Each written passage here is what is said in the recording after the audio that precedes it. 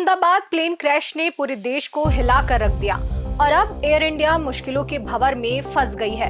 इस रिपोर्ट को लिखे जाने तक इस हादसे के बाद अब तक एयर इंडिया की 80 से ज्यादा उड़ानें रद्द हुई हैं। 38 अंतर्राष्ट्रीय उड़ानें कम की गई हैं और 3 बड़े रूट पूरी तरह बंद हो गए हैं। तकनीकी गड़बड़ियां, यात्रियों का गुस्सा और साख पर सवाल, एयर इंडिया के साथ आखिर हो क्या रहा है। नमस्कार, मैं हूं पूनम ऋतु सेन और आप देख रहे हैं द लेंस। आज हम इस वीडियो में बताने जा रहे हैं कि आखिर अहमदाबाद हादसे ने एयर इंडिया पर क्या असर डाला है और इसका भविष्य क्या है। फैक्ट्स के साथ आपको बताते हैं। अहमदाबाद हादसे के बाद एयर इंडिया ने अपने ऑपरेशंस में बड़ा बदलाव किया है। मीडिया रिपोर्ट्स के मुताबिक एयर इंडिया ने 21 जून से 15 जुलाई तक अपनी अंतर्राष्ट्रीय उड़ानों में 15% की कटौती की है, यानी 38 साप्ताहिक उड़ानें कम कर दी गई हैं। साथ ही 3 बड़े रूट पर चलने वाली फ्लाइट्स, जिनमें दिल्ली नैरोबी, अमृतसर लंदन और गोवा लंदन रूट को पूरी तरह बंद कर दिया गया है। 12 जून को हुए हादसे के बाद से 12 से लेकर 17 जून के बीच 80 से ज्यादा उड़ानें रद्द हुई, जिनमें 66 बोइंग 787 ड्रीम लाइनर की थी।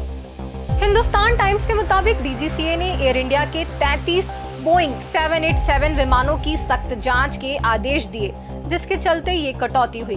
फिलहाल अब तक मिली जानकारी के अनुसार 26 विमानों को मंजूरी मिल चुकी है, लेकिन रखरखाव और टेक्निकल चेक में कुछ खामियां पकड़ी गई हैं।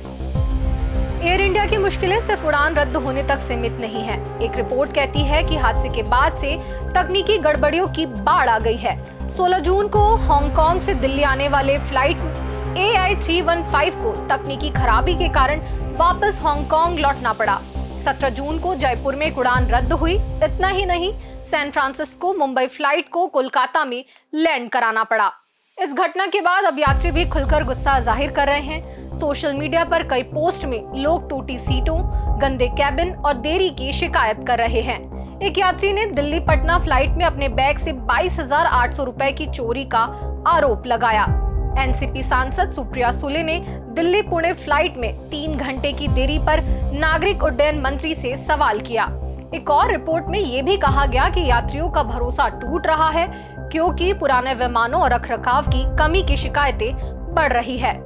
इस हादसे ने एयर इंडिया की साख को गहरा धक्का पहुंचाया है। एयर इंडिया के सीईओ कैंपबेल विल्सन ने मीडिया में दिए बयान में कहा कि क्रैश हुआ विमान अच्छी तरह मेंटेन था और इसका आखिरी बड़ा चेक जून 2023 में हुआ था। लेकिन इंडिया टुडे की एक रिपोर्ट में खुलासा हुआ कि विमान का दायां इंजन मार्च 2025 में बदला गया था और अब जांच का फोकस इसी पर है। फिलहाल directorate general of civil aviation यानी डीजीसीए ने एयर इंडिया को इंजीनियरिंग, ऑपरेशंस और ग्राउंड हैंडलिंग में बेहतर कोऑर्डिनेशन की सलाह दी है। लेकिन सवाल ये है कि क्या ये कदम यात्रियों का भरोसा वापस ला पाएंगे। हादसे का असर सिर्फ एयर इंडिया की साख पर नहीं, बल्कि यात्रियों की जेब और प्लान्स पर भी पड़ा है। दूसरा फैक्टर तो ये भी रहा कि ईरान इजराइल संघर्ष के बीच ईरान के हवाई क्षेत्र के तुरंत बंद होने की वजह से लंबी दूरी की उड़ानों को वैकल्पिक रूट लेना पड़ रहा है, जिससे फ्यूल और टाइम दोनों की बर्बादी हो रही है। लंदन, मुंबई और न्यूयॉर्क, दिल्ली जैसी उड़ानें डाइवर्ट हुई हैं। दूसरी तरफ एयर इंडिया ने यात्रियों के लिए मुफ्त रीशेड्यूलिंग और रिफंड की सुविधा दी है। लेकिन एक रिपोर्ट के मुताबिक कई यात्री शिकायत कर रहे हैं कि हॉटलाइन नंबर 1800-5691-444 पर जवाब नहीं मिल रहा। इससे यात्रियों की परेशानी और बढ़ गई है। हादसे के बाद सिर्फ एयर इंडिया कंपनी पर नहीं, बल्कि सरकार की जवाबदेही पर भी सवाल उठ रहे हैं। हादसे के कई घंटों बाद तक लोग ये सर्च करते रहे कि भारत के एविएशन मिनिस्टर कौन हैं और वे इस हादसे पर सामने क्यों नहीं आ रहे। हालांकि गृह मंत्री अमित शाह के साथ केंद्रीय नागरिक उड्डयन मंत्री राम मोहन नायडू ने 12 जून को अहमदाबाद पहुंचकर घटना स्थल का दौरा किया और पीड़ित परिवारों को हर संभव मदद का भरोसा दिया। अगले दिन 13 जून को ब्लैक बॉक्स मिलने के बाद उन्होंने प्रेस ब्रीफिंग की। उन्होंने कहा कि गृह सचिव की अगुवाई में एक उच्च स्तरीय जांच कमेटी बनाई गई है, जो 3 महीने में अपनी रिपोर्ट देगी। आज दोपहर को एयर इंडिया की फ्लाइट संख्या AI171 दुर्घटनाग्रस्त हुई और कई पैसेंजर इसके अंदर हताहत होने की संभावनाएं हैं। इस घटना से पूरा देश क्षुब्ध है और पूरा देश एक साथ पूर्ण संवेदनाओं के साथ जो दुर्भाग्यपूर्ण हादसे में पैसेंजर हताहत हुए हैं, इनके परिजनों के साथ खड़ा है। सबसे पहले मैं भारत सरकार, गुजरात सरकार, भारत सरकार के प्रधानमंत्री जी और गुजरात सरकार की ओर से भी जो लोग हताहत हुए हैं, इनके परिजनों के प्रति गहरी संवेदना व्यक्त करता हूं। 10 ही मिनटों में हादसे के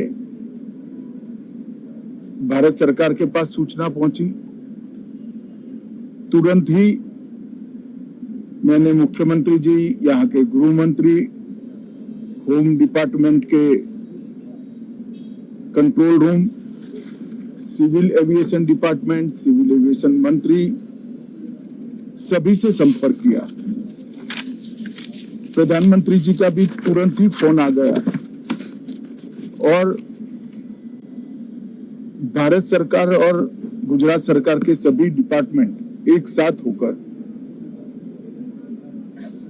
राहत और बचाव कार्य में लगे। इस विमान में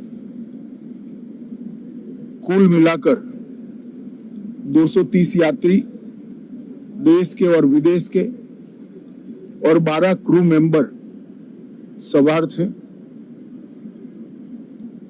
इसमें से एक यात्री का बचने का अच्छा समाचार मिला है, मैं उनको मिलकर आया हूं। मृत्यु का आंकड़ा तो डीएनए परीक्षण और यात्रियों की पहचान के बाद ही अथॉरिटी अधिकृत रूप से घोषित करेगी, मगर जो यात्री बचा है उसको मैं मिलकर आया हूं। घटना के तुरंत बाद गुजरात सरकार ने बहुत त्वरा से डिजास्टर मैनेजमेंट की सारी इकाइयों को अलर्ट करते हुए, चाहे हेल्थ डिपार्टमेंट जो हो, चाहे फायर ब्रिगेड हो, चाहे पुलिस विभाग हो, भारत सरकार की भी सीएपीएफ को संपर्क कर सभी ने एक साथ मिलकर राहत और बचाव का कार्य चालू किया। मगर 1.25 लाख लीटर ईंधन जो विमान के अंदर ही था और लगभग गर्मी, तापमान इतना ऊंचा हो गया कि किसी को बचाने की मौका ही नहीं मिला। अब मैं घटना स्थान पर भी जाकर आया हूं। सारे यात्रियों के मृतदेह को बाहर निकालने का काम लगभग समाप्त हो चुका है। जितने यात्रियों के परिजन यहां पहुंच चुके हैं, वो सबका डीएनए लेने की कार्यवाही भी 2-3 घंटों में समाप्त हो जाएगी। विदेश में जिनके परिजन हैं, उनको सूचना देने की कार्यवाही समाप्त हो चुकी है और जैसे ही पहुंचते हैं उनके भी डीएनए सैंपल लिए जाएंगे और मृतदेहों की पहचान के लिए जितने मृतदेह मिले हैं, इनके भी डीएनए सैंपल लेने की कार्यवाही समाप्त हो चुकी है। गुजरात में ही लगभग 1000 के आसपास डीएनए टेस्ट करने पड़ेंगे। ये सभी टेस्ट करने की क्षमता गुजरात में विकसित है, तो डीएनए टेस्टिंग के लिए कहीं गुजरात के बाहर जाने की जरूरत नहीं पड़ेगी। गुजरात की एफएसएल और नेशनल फॉरेंसिक साइंस यूनिवर्सिटी दोनों मिलकर कम से कम समय में डीएनए का परीक्षण पूरा करने के बाद परिवारजनों को अपना मृतदेह परिजन का मृतदेह सौंपने का काम करेंगे। उनके रहने की सुविधा, उनकी सांत्वना की सुविधा, जिनको मेडिकल प्रॉब्लम ट्रॉमा के कारण हुए इनकी मेडिकल की सुविधा, ये सारी व्यवस्था बहुत सुचारू रूप से हो चुकी है। अभी रिव्यू मीटिंग में सारी व्यवस्थाओं को हम सब मंत्रियों ने साथ में मिलकर देखा है। एविएशन डिपार्टमेंट ने अपनी जांच शुरू कर दी है और जांच तेजी से आगे बढ़े इसके लिए भी एविएशन मंत्री जी ने सूचनाएं दी है। मैं फिर से एक बार राहत काम में जिन जिन एजेंसियों ने त्वरा के साथ बचाव और राहत का काम किया, वो सभी का धन्यवाद करना चाहता हूं। और फिर से एक बार जिन्होंने अपने परिजनों को गंवाया है, हताहत हुए हैं, वो सभी को मनपूर्वक संवेदनाएं व्यक्त करता हूं। मैं एक बात जरूर कहना चाहता हूं कि ये एक्सीडेंट है, एक्सीडेंट को कोई रोक नहीं सकता,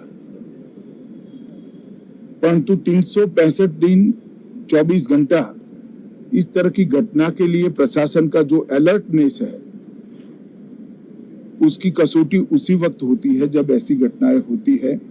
और आज गुजरात के डिजास्टर मैनेजमेंट की तैयारियों का एक प्रकार से दुर्भाग्यपूर्ण तरीके से मगर कसौटी हुआ और बहुत त्वरा के साथ यहाँ पर काम किया गया, वो पूरे देश के मीडिया के सामने और परिजनों के सामने भी आया है।